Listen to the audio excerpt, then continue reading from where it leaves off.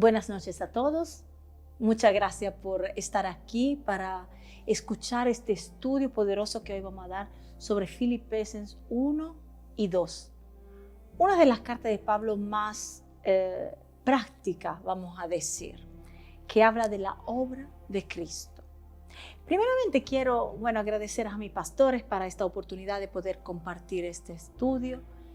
Y quédate muy atento porque vamos a hablar también de partes históricas. ¿Cuándo se escribió esta carta? ¿Por qué? ¿Dónde estaba Pablo? Parecen cosas insignificantes, pero cuando estamos dando un estudio bíblico, todo es importante. Nada en la palabra está escrito por casualidad. Así que quédate muy atento y también, si ya puedes compartir este estudio, ya compártelo con tus amigos para que ellos también puedan recibir esta bendición que el Señor tiene preparado para el día de hoy. Así que empezamos así. Todos están de acuerdo que el apóstol Pablo escribió esta carta de los Filipenses en algún momento entre los años 54 y 62 después de Cristo, obviamente.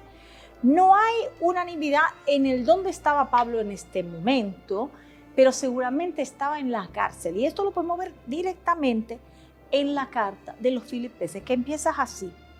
Pablo y Timoteo, siervos de Jesucristo, a todos los santos en Cristo Jesús que están en Filipos, con los obispos y diáconos. Gracias y paz a vosotros, de Dios nuestro Padre y del Señor Jesucristo. Este es un principio de carta donde Pablo y Timoteo están hablando con una iglesia que ya se sabe está formada en Filipo, porque aquí se habla de obispo, se habla de diácono y se habla en realidad de servidores. Así que era ya una iglesia que tenía una estructura y Pablo está como animando aquí a los filipenses. Y ahora seguimos con esta carta, ¿no? Dice, doy gracias a mi Dios siempre que me acuerdo de vosotros, siempre en todas mis oraciones, rogando con gozo por todos vosotros. Pensamos que en este tiempo Pablo está encadenado, Pablo está en la cárcel. Y nosotros nos damos bastante énfasis a estas palabras. Y también no pensamos que cuando una persona está en la cárcel está desanimada, cuando una persona está en la cárcel. Pero cuando nos vemos Pablo en la cárcel, también cuando hay el episodio ese de Pablo y Sila, ellos no están desanimados, ellos están con gozo. Y aquí Pablo habla claramente de eso. Él ruega con gozo por la iglesia de Filipos, por vuestra comunión en el Evangelio desde el primer día hasta ahora, estando persuadido de esto, que el que comenzó en vosotros la buena obra, la perfeccionará hasta el día de Jesucristo. Así que un ánimo a la iglesia. El apóstol está en este momento ejerciendo como apóstol y como pastor también de esta iglesia, porque por un tiempo también la pastoreó, ejerciendo como apóstol, dando un ánimo, dando los fundamentos, diciendo, yo estoy aquí, estoy padeciendo, pero vosotros no os preocupéis porque yo tengo gozo para cada uno de vosotros. Y escribe esta carta en esta carta hay una palabra que me llama mucho la atención. Esta es una carta práctica, es una carta para obreros. Y se usa mucho la palabra obra, que dice que se escribe en griego ergon. ¿Vale? Y esto se ve en varias veces, también en Filipenses 1, 6, 2, 12 y 13. Y también en el versículo siempre 2, el 30. Pablo usa esta palabra para describir la obra de Dios de salvación y la misma palabra la usa para describir las tareas humanas que derivan de esta obra. Así que si nosotros no tenemos la salvación, no podemos obrar. Tampoco como quiere el Señor que obremos para edificar su iglesia, para edificar su obra.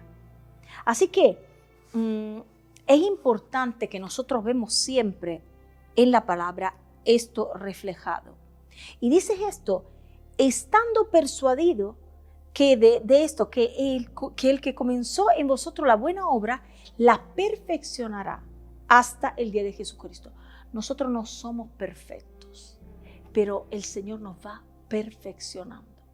Es importante esta palabra, porque a veces nosotros queremos dar o aparentar una perfección en la iglesia.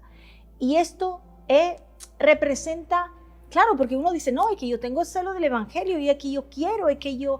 No, hermano, es un error aparentar una perfección. Tú no eres perfecto, nadie de nosotros es perfecto. Pero sí, nosotros podemos ser perfeccionables hasta llegar a la altura de Jesucristo. Y bueno, esto ya cuando estaremos con Él. Y es importante porque el ánimo que Él da a esta iglesia es un ánimo concreto. Y habla en Filipenses en esta parte inicial, habla de esta obra concreta que Él quiere hacer en la iglesia. Y quiere también un reporte. Mira aquí que dice en el versículo 8. Porque Dios me es testigo de cómo os amo a todos vosotros con el entrañable amor de Jesucristo. Un amor que no es un amor humano, un amor ágape, que es el amor de Cristo para su iglesia.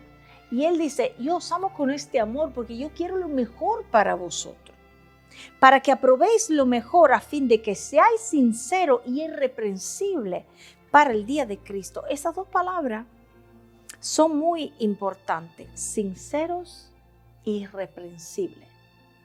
Así que hay que trabajar nuestro corazón, queridos hermanos, para quedarnos con esta sinceridad de corazón, para quedarnos con esa sinceridad de Cristo, para no querer aparentar lo que no somos, para quedarnos en la verdad de Jesucristo. Porque a veces, y esto pasa también dentro de la iglesia, hay estas apariencias como de piedad, hay esta apariencia, pero no hay potencia en lo que vamos a hablar, porque no hay lo que corresponde, y aquí Pablo habla claramente de eso, no hay lo que corresponde a una verdad con que nosotros hablamos de eso y corresponde a lo que nosotros vivimos. Y sobre todo en este tiempo es muy importante guardar nuestro corazón, guardar nuestra salvación. Más adelante hablará también de ese tema. ¿Por qué? Porque el Señor viene pronto. Y como el Señor viene pronto y quiere una iglesia sin arruga y sin mancha. Quiere llevarse una iglesia no perfecta, pero una iglesia que trabaja para quedarse limpia. Una iglesia que trabaja para quedarse, como está escrito aquí, sincera, para quedarse irreprensible hasta la venida de Cristo. Llenos de frutos de justicia que son por medio de Jesucristo para la gloria y la alabanza de Dios. Y aquí viene una parte más difícil donde Pablo empieza a hablar de algo que a la gente no le gusta escuchar, de la muerte. Empieza a decir que a veces él prefiere y dice, yo preferiría morir porque yo sé que vivir en Cristo está bien, pero el morir también en Cristo está bien. Aquí está afrontando un tema que es difícil siempre ver, porque cuando se habla de esto, la gente siempre piensa que, bueno, no sé, el Señor me dice que yo tengo que morir con Él. Bueno, no sé si estoy preparado. Ninguno de nosotros está preparado. Pero con Cristo podemos enfrentar las situaciones más difíciles. Yo sé que hoy estoy hablando de un tema que es un poco controvertido, ¿no? Porque uno dice, no, es que no hay que hablar de esto delante de una cámara. No, queridos hermanos, ese es el tiempo que hay que hablar de esto delante de una cámara. Porque a veces nosotros tenemos que preguntarnos, ¿qué voy a hacer yo si a mí me pasa como en Afganistán o como en otro sitio? ¿Qué voy a hacer yo si me preguntan o así o a morir como le pasaba en la iglesia primitiva? Tenemos que tomar una decisión en nuestro corazón de lo que queremos hacer con Cristo y de cuánto seria es nuestra conversión, porque a veces tomamos como si la palabra, como si el evangelio fuera, bueno, voy a la iglesia, no voy, me da igual. Esto no es el tiempo del me da igual. Eso es el tiempo de tomar una decisión y de caminar en esta decisión hasta la venida de Cristo, para ser como estas vírgenes sabias que se han quedado en el aceite y han dicho, lo siento, yo no te puedo dar la mitad de mi aceite si no me quedo sin yo y sin te quedas tú. Y esto habla de esto, de ser sabio en este tiempo, con una decisión clara en nuestro corazón. Y Pablo dice eso: quiero que sepáis, hermano, que las cosas que me han sucedido han redundado más bien para el progreso del Evangelio. A veces nosotros pensamos que cuando pasan algunas cosas en nuestra vida, esto ralentiza el Evangelio. Recuerda una cosa, queridos hermanos, hermanas, cuando nosotros estamos en Cristo, todo habla de Cristo en nuestra vida. Cuando nosotros testificamos Cristo, también en la dificultad, también cuando estamos enfermos y decidimos testificar Cristo con nuestras acciones, no hay necesidad de grandes palabras y de grandes Biblias todo el tiempo. La gente ve Cristo reflejado en ti. Y esto es lo que da un cambio a la vida de las personas.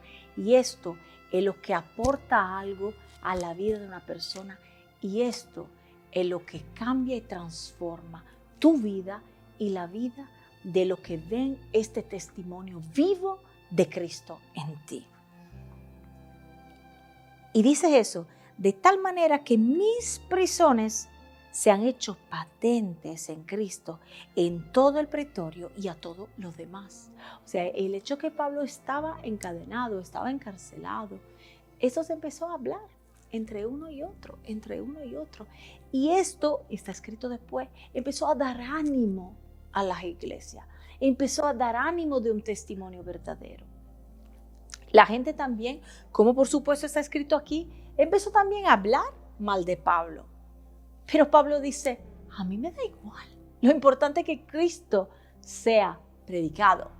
También si se ha predicado porque están hablando mal de mí, Cristo es predicado. Y siempre, escúchame bien eso, cuando tú estás predicando Cristo, alguien también que tú ni te das cuenta está escuchando. Cuando tú estás testificando Cristo, también en tu trabajo, porque a veces nosotros pensamos que tenemos todo que trabajar dentro de la iglesia. No es así. Nosotros somos testimonio en el lugar donde Dios nos ha puesto para este tiempo. Así que si tú estás trabajando, sé testimonio de Cristo en tu trabajo. Sea testimonio de Cristo con tus amigos del mundo. Sea testimonio de Cristo con la persona que encuentras en la calle. No te quedes atrás en este tiempo de testificar a Cristo. Ese es el tiempo de hablar, ese es el tiempo de actuar, para que Cristo sea predicado tiempo y fuera de tiempo, como está escrito. Y aquí en el versículo 19 dice, porque sé por vuestras oraciones y las suministraciones del Espíritu de Jesucristo, esto resultará en mi liberación conforme a mi anhelo y esperanza de que nada seré avergonzado. Ante bien, con toda confianza, que Cristo sea glorificado. Sea que yo viva, sea que yo muera. ¡Wow! Porque para mí el vivir es Cristo y el morir es ganancia. Pero Pablo dice, no te preocupes, que todavía no ha llegado mi tiempo. Recuerda una cosa, queridos hermanos. Recuerda una cosa, si no ha llegado tu tiempo, tú no te vas. Tú te vas solo porque el Señor tiene el control total de tu vida y también de tu muerte. Así que tú te vas solo cuando ha llegado tu tiempo. No apresures este tiempo, pero tampoco piense todo el tiempo y mirando a las noticias, a lo que está pasando. Mira a Jesucristo con fe. Él es el hacedor y el consumidor de nuestra fe. Nosotros tenemos que mirar a Cristo para tener claro el objetivo, que ese es el tiempo donde hay que avanzar para la iglesia. Es un tiempo poderoso hermano, no lo pierdas en tontería, mirando todo lo que está pasando a tu alrededor, porque siempre se van a mover, siempre van a haber rumores de guerra. Pero yo oro en esta noche para que tú tengas este discernimiento que te hace ver con claridad lo que está pasando, no solo en el mundo físico, también en el mundo espiritual, en el nombre de Jesús. Y seguimos con este estudio de verdad que está siendo de mucha bendición. Y si para ti también está siendo de mucha bendición, compártelo con tus amigos. Dale like para recibir todas nuestras notificaciones, para compartir eso con las personas que lo necesitan. Tú no sabes tampoco si lo está compartiendo en tu Facebook por ahí, si después lo escucha una persona que es amiga de otra persona y que recibe algo que le cambia totalmente la vida. Ora cuando lo estás compartiendo, porque esto puede ser de bendición para otros y la salvación de Jesucristo puede llegar donde tú no puedes llegar, pero donde una palabra dada también por un medio puede llegar a esta persona en el día de hoy. Así que seguimos con nuestro estudio donde Pablo sigue hablando de el carácter, de cómo se tienen que portar los filipenses, dando también una dirección, porque como apóstol él necesitaba dar una dirección. Así que dice así en el versículo 27, solamente que os comportéis como es digno del evangelio de Cristo, para que o sea que vaya a veros o que esté ausente, oiga de vosotros que estáis firme en un mismo espíritu, combatiendo unánimes por la fe del evangelio. Cuán importante es este versículo. Aquí habla de ¿qué? De unidad. Queridos hermanos, ese es un tiempo importante donde la iglesia tiene que estar unida. No solo la misma iglesia, las iglesias tienen que estar unidas con un mismo propósito, una misma visión, una unidad en Cristo, un cuerpo unido que reconoce que la cabeza es Cristo. Si nosotros estamos unidos y conectados, como está escrito, el Señor puede obrar. El Espíritu Santo se va a manifestar como en el día de Pentecostés, cuando ellos esperaban como unidos en un mismo espíritu, unánime por la fe del Evangelio. Ellos estaban ahí reunidos y el Espíritu Santo en el día de Pentecostés se manifestó. Y desde ahí empezó la obra del Evangelio. Desde ahí empezó la iglesia como la conocemos hasta el día de hoy. Desde ahí empezó el tiempo de la iglesia. Cuán importante el mover del Espíritu en este tiempo, volviendo a una iglesia primitiva, a una iglesia pura, a una iglesia que quiere la manifestación del Espíritu Santo para un mover sobrenatural de liberación, de sanidad para el tiempo que estamos viviendo. La gente necesita la manifestación de los hijos de Dios. La tierra está esperando esta manifestación, pero ¿cómo se va a manifestar el Espíritu Santo? En la unidad. ¿Cómo se va a manifestar el Espíritu Santo? Estando unánime en el mismo Espíritu, estando unánime en la fe, en el Evangelio. Y en nada, importantísimo este versículo, y el 28, y en nada intimidados por lo que se oponen, que para ello ciertamente es indicio de perdición, mas para vosotros de salvación. Que este no sea el tiempo donde tú te vas a confundir, pero que sea el tiempo donde tú vas a confundir a las tinieblas en el nombre de Jesús. Recuerda, hermano, siempre cierto de lo que el Señor quiere hacer. Siempre firme en tu salvación. Porque a vosotros os es concedido a causa de Cristo no solo que creáis en Él, sino también que padezcáis por Él. Y esta es la parte que nadie quiere escuchar. Cada uno de nosotros tiene su lucha, tiene su prueba, pero la prueba y la lucha son algo que te van a llevar a un nivel diferente en el nombre de Jesús. No apartes la prueba, la lucha. Quédate en ella y vívela como hacía Pablo, con gozo, expectante de lo que el Señor quiere hacer, aplicando tu fe en esta prueba, mirando a Cristo en esta prueba, con la ayuda y la oración de tus hermanos y de la iglesia. No te quedes solo a pasar una prueba. Hay momentos donde nosotros necesitamos una intimidad con el Señor y una soledad, pero hay momentos donde nosotros necesitamos ir a los ancianos de la iglesia, ir a nuestros pastores, ir a nuestros líderes y decirle, ora por mí, estoy pasando por eso. No te quedes encerrado ahí, pensando que, bueno, esto va a pasar, lo puedo superar. No funciona así. Ese es un tiempo donde los violentos arrebatarán los reinos de los cielos. Ese es un tiempo donde hay que traer el cielo a la tierra. No es el tiempo de quedarse tibio. Ese es el tiempo de las personas calientes, porque como está escrito en Apocalipsis, los tibios el Señor lo vomitará de su boca. Así que no te quedes caliente, pero toma una decisión. Al medio no te puedes quedar en este tiempo. Y no menos importante es el versículo 2, donde nosotros vamos a ver algo diferente que va a pasar en la iglesia. Dice así: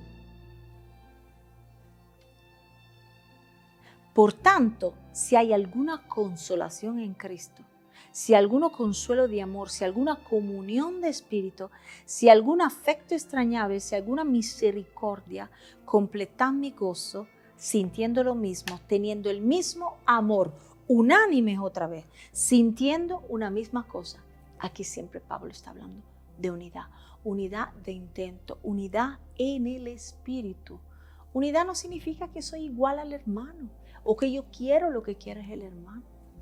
Unidad significa que yo miro al mismo Dios y camino juntos y ayudo, como hemos hablado varias veces, al hermano a levantarse y ayudo al otro hermano a ir para allá, para su ministerio. Y ayudo y levanto y empujo para que todos podemos llegar a Cristo en el mismo sentimiento, unido en unidad en este tiempo. Y aquí habla de algo importante y hace el ejemplo de todos los ejemplos. Habla de Jesucristo y también del sentimiento, de la actitud que nosotros tenemos que llevar en el día de hoy. Dice, nada hagáis por contienda o por vanagloria, antes bien con humildad, estimando cada uno a los demás como superiores a él mismo, no mirando cada uno por lo suyo propio, sino cada cual también por lo de los otros. Lo que estábamos hablando. No pienses que tú eres el mejor y que sin ti las cosas no avanzan. Esto no funciona así. Porque en cuanto el Señor ve esta actitud, siempre me llama la atención una parábola que es la de los talentos, ¿no? Siempre me llama la atención porque cuando tú las lees, tú dices, bueno, había este que tenía 1, este que tenía 2 y ese que tenía 5. Y cuando el Señor se va, dice, bueno, y vuelve, el de 2 los pone a fructificar y diventan 4, y el de 5 diventan 10, y el de 1 lo esconde, y bueno. Y a mí siempre me ha llamado la atención esta parte, porque el Señor dio el 1 que le quedaba a el que tenía ya 5. No lo podía dar a el que tuvo 2 y multiplicó a 4 para que se quedaran más o menos. No funciona así en el Evangelio. En el Evangelio funciona, en el reino del cielo funciona que Dios premia a quien se esfuerza en su reino. Quien hace fructificar de 5 a 10, a eso el Señor le añade. ¿Por qué? Porque es una persona que es humilde en lo que estás haciendo. No es que Él le pidió y le dijo, Señor, bueno, como yo ya tengo 10, dame 1 más. No, fue el Señor que añadió, porque el Señor añade. No eres tú que le pide. Y esto es algo que se aprende, hermanos. Así que tú no eres indispensable. Tú eres único en el reino, pero no eres indispensable. Y el Señor quiere que sus obras avancen en este tiempo. Así que no haz nada por espíritu de vanagloria. Pero siempre piense que tú tienes tu tarea, tu llamado, y los demás lo tienen juntos, y juntos somos un cuerpo. que trabajamos para que el reino avance, porque así lo quiere el Señor. Si no, el Señor no hubiera creado la iglesia. No hubiera creído a nosotros cada uno en su sitio, en una montañita por arriba, a orar al Señor. Pero el Señor no quiere eso. Y a veces es difícil estar en la iglesia porque hay que trabajar el carácter. Pero hierro contra hierro. Empezamos a afinarnos. ¿Para qué? Para que podamos colaborar para el reino de los cielos. Colabora en ese tiempo, hermano. Mira, yo quiero orar en este momento para que si haya algo difícil en la relación que tú tienes con algún hermano dentro de la iglesia, apiánala en el día de hoy. Aclara cuáles son tus diferencias. Habla con el hermano. Que no se quede esta raíz de amargura en tu corazón. No deja que esta raíz de amargura te alejes de la iglesia. En la iglesia todos somos imperfectos. Solo Dios es perfecto. Pero si Dios ha querido la iglesia es para que nosotros trabajemos juntos, también con nuestra diferencia, con nuestro carácter. Los apóstoles no eran todos iguales y no tenían todos la misma función, pero sí tenían la misma autoridad, la de Jesucristo. Y te doy una noticia, tú tienes la misma autoridad, la de Jesucristo. Tienes la misma autoridad porque Jesucristo te la dio. Jesucristo que viene a vivir dentro de ti. Cuando tú lo aceptas como Señor y Salvador de tu vida, hay que cambiar muchas cosas, seguro. Hay que trabajar mucho, seguro. Hay que sanar mucho, seguro. Pero el Señor está ahí contigo para este proceso. Es importante. ¿Por qué? Porque ni Cristo en el tiempo cuando vino a la tierra, como está escrito, se quedó como Dios aquí. Él vino en forma de siervo. Él vino en forma de hombre. ¿Para qué? Para que nosotros aprendamos de Él, a despojarnos de los títulos, a despojarnos de lo que la gente quiere ponernos como autoridad y escojamos su autoridad en el nombre de Jesús. Porque como está escrito, Jesucristo, el cual siendo en forma de Dios, no estimó el ser igual a Dios como cosa que aferrarse, sino que se despojó a sí mismo, tomando forma de siervo, hecho semejante a los hombres, y estando en la condición de hombre, se humilló a sí mismo, haciéndose obediente hasta la muerte y a la muerte de cruz. Yo no creo que a Jesús le hubiera gustado, o sea, no es que Él eligió, Él estuvo obediente. ¿Cuán importante es la obediencia en este tiempo? ¿La obediencia a qué? Al Espíritu Santo, al Señor primeramente. Y después a los pastores, a los líderes, a las personas que el Señor ha puesto a tu alrededor. No están ahí para juzgarte, no están ahí para machacarte, están ahí para que tú crezcas. Y a veces el Señor no siempre te dice las cosas tranquilamente. El Señor es un caballero, pero cuando te corrige, el Señor corrige al hijo que ama. Al hijo que ama. Porque tú eres hijo, no eres bastardo. Y como hijo, eres parte de la bendición, pero también de la corrección. Y a veces necesitamos cambiar alguna cosa en nuestro carácter. Necesitamos trabajar alguna cosa también en nuestra vida que no está bien. Y esto no es para que el Señor me está juzgando, la iglesia, no sé. No, esto no es para que tú te llores, para que tú llores como víctima. Esto es para que tú te levantes y digas, yo esto ya no lo quiero en mi vida. ¿Por qué? Porque yo soy hijo. Y el Señor me está corrigiendo en este momento. Y yo quiero escuchar esta corrección de Dios. Hay que tener humildad para hacer esto, amado. Hay que tener humildad, la humildad de Cristo. Y esto se trabaja día a día con el Señor. Porque este Cristo que está viviendo en nosotros tiene que sobresalir nuestro carácter. A veces es una lucha entre la carne y el espíritu, pero eres tú que decides si gana uno o gana el otro. No el Señor que lo hace solo. Es tu libre albedrío de decir, no, yo quiero que el espíritu sea más fortificado para que la carne se pueda sujetar en el nombre de Jesús. Y a él no le gustó. Cuando fue al jardín de Getsemaní, él dijo, Señor, si puedes, aparta de mí este cáliz. Pero que no sea hecha mi voluntad, sino la tuya. Hay que ser sujeto en este tiempo, amado. Hay que ser sujeto a la autoridad, sujeto a Cristo primeramente. En la intimidad se busca esta sujeción. En la intimidad se busca esta autoridad diferente que el Señor te quiere dar. En la sumisión, donde Él quiere trabajar contigo, tu carácter. Para que en el nombre de Cristo, y eso está escrito, por lo cual Dios también le exaltó hasta lo sumo y le dio un nombre que es sobre todo nombre, para que en el nombre de Jesucristo se doble toda rodilla de lo que está en los cielos y en la tierra y debajo de la tierra, y toda lengua confiese que Jesucristo es el Señor, para la gloria de Dios Padre. Cuán importante esta palabra. Él se ha sujetado y el Señor le ha dado un nombre que está sobre cada nombre. El nombre de la autoridad. El nombre que nosotros podemos clamar con autoridad. El nombre que tiene este poder de despojar, que tiene este poder de romper, que tiene este poder de liberar. Piensa en esto, amado. Un nombre poderoso que tú puedes usar libremente.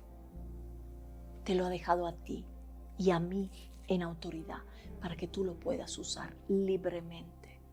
Y te lo puedo asegurar, cuando tú usas este nombre, la autoridad es diferente, porque no eres tú que estás ahí, es Cristo que está ahí contigo, en el nombre de Jesús.